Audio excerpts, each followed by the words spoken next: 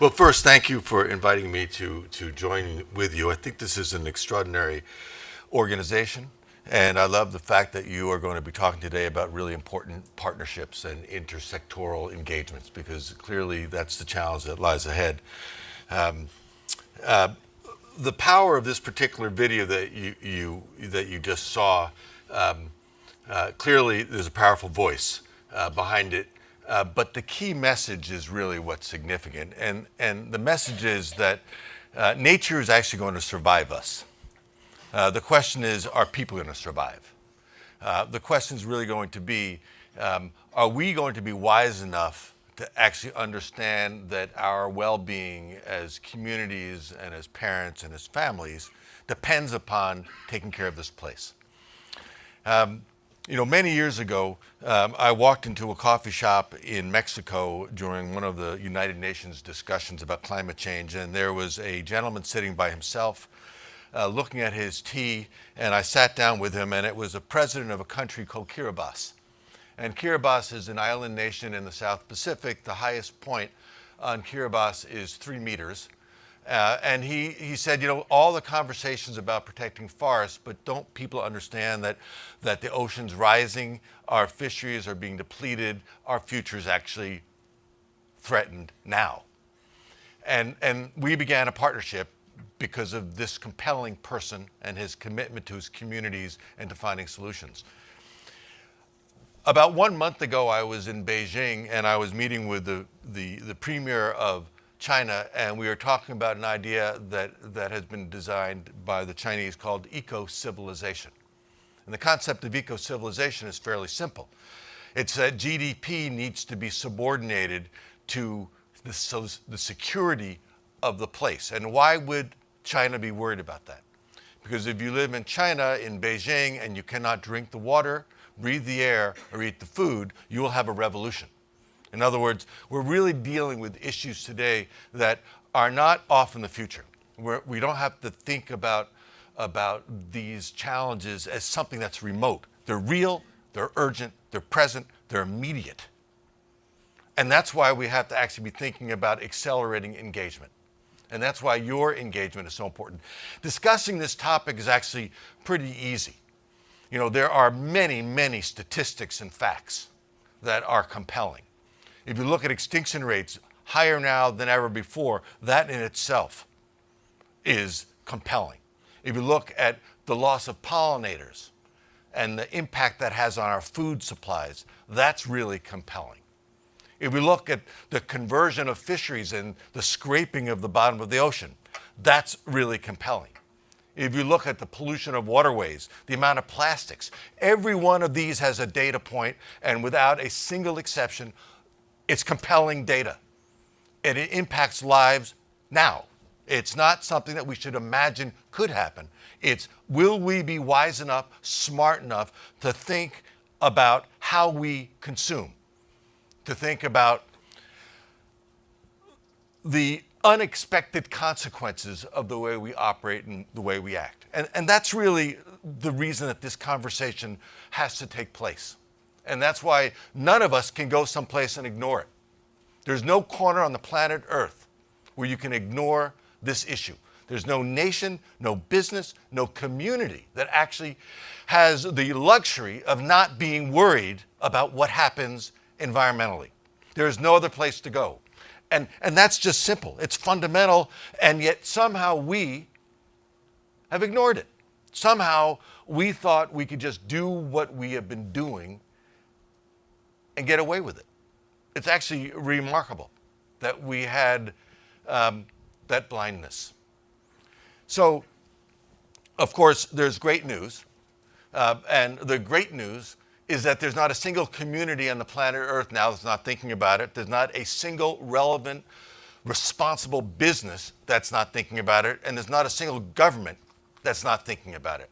Now, not all governments are acting appropriately, but they will.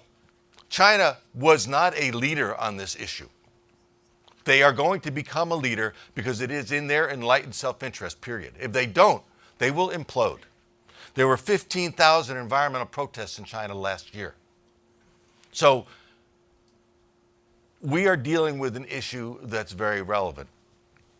You know, I think a lot about the evolution of my own organizations, about Conservation International. When we started, we were only interested in protecting biodiversity, and we worked diligently all over the world to secure biodiversity. And we were very successful in terms of acres protected, hundreds of millions of acres protected. And one day, I decided to calculate how wide a strip that conservation success of ours had been with many, many partners. And it was basically a 20-mile strip wrapped around the equator. And I thought that was extraordinary until I looked at a globe and I realized it was about the width of the perforated line that kind of wraps around the equator. And at that point, I thought we actually have the wrong mission. The mission is not to protect biodiversity. The mission is actually to transform the way we develop.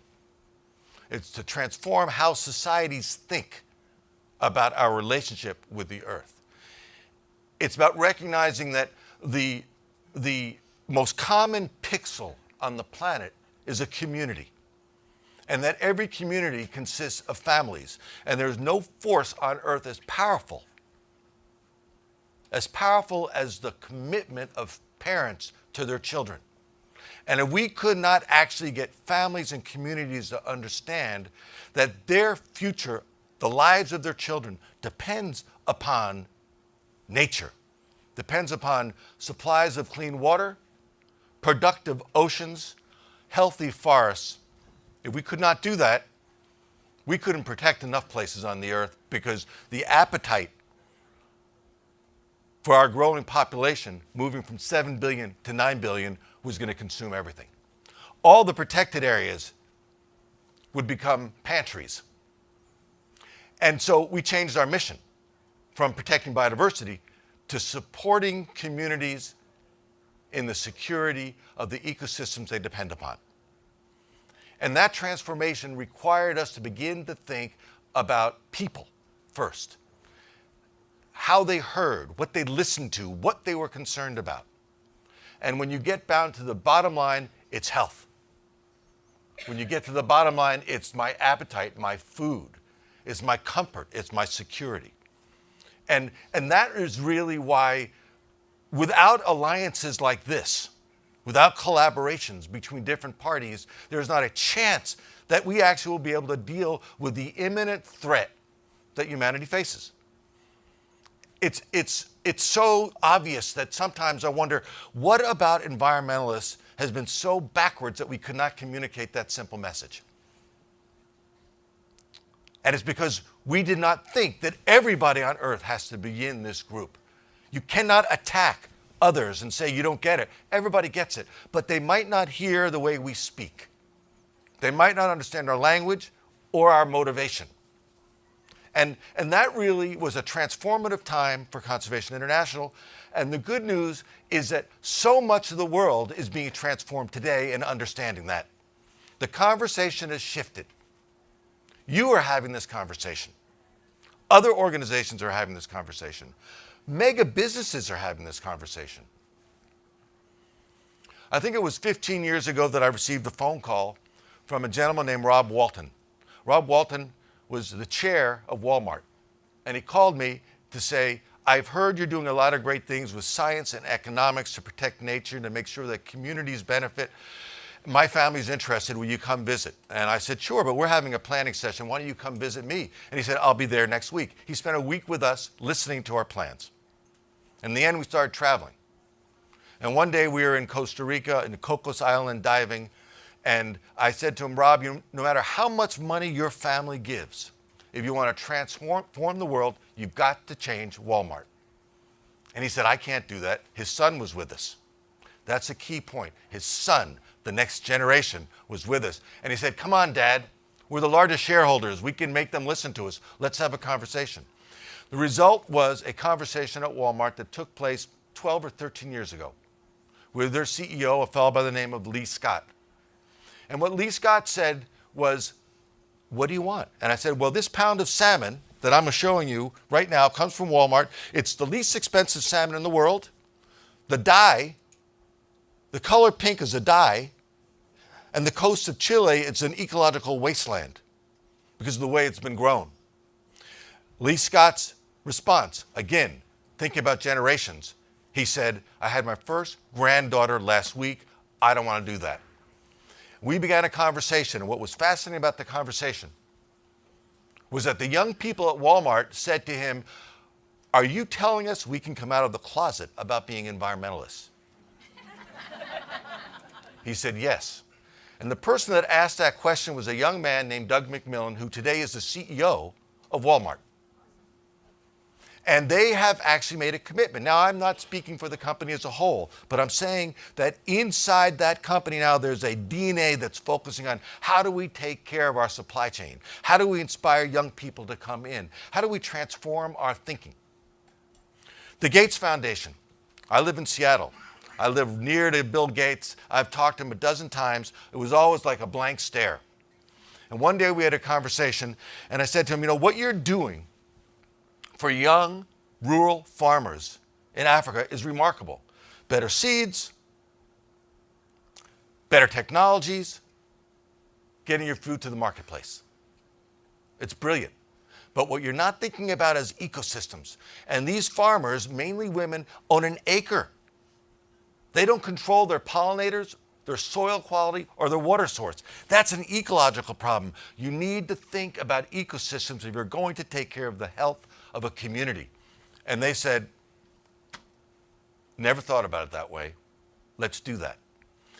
In other words, the conversations have to take place.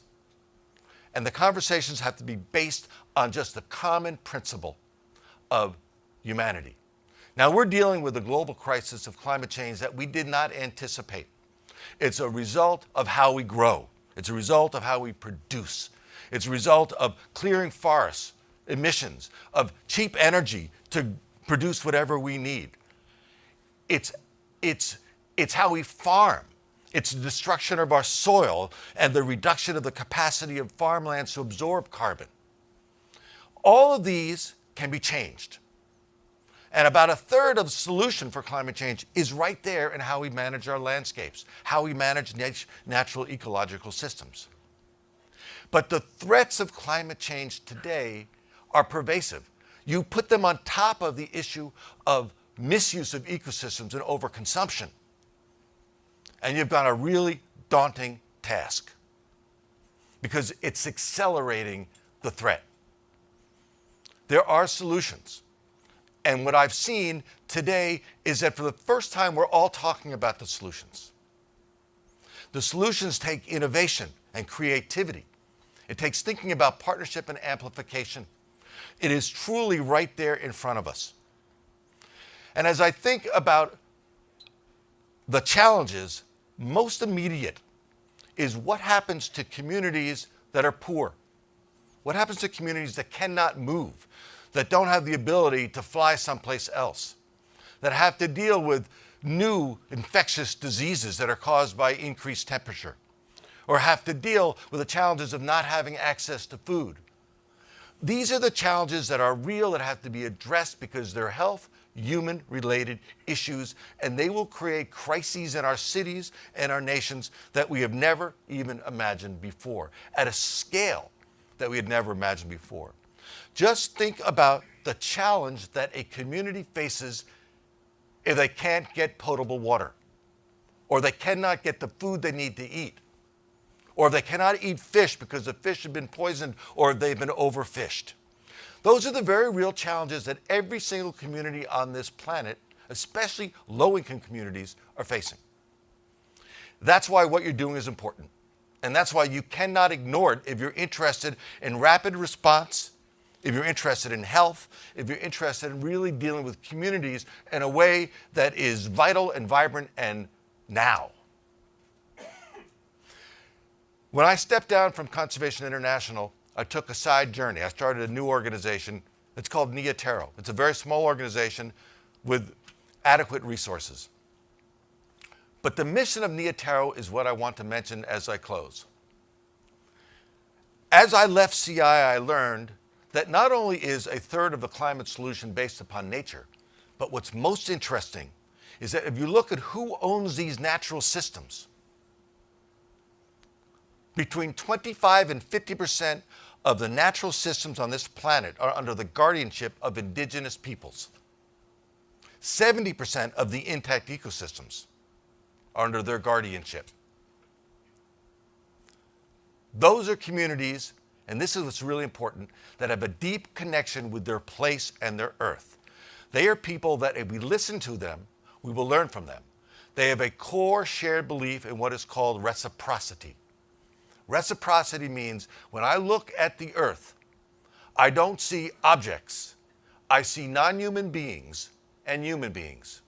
And I have an obligation as a human being to care for the non-human beings. And the non-human beings have an obligation to care for me. Reciprocity is the common approach of the majority of indigenous peoples. We are the anomaly. We need to rethink our value system as well as the unintended consequences of how we develop. If we do that, we have a really good chance. Thank you.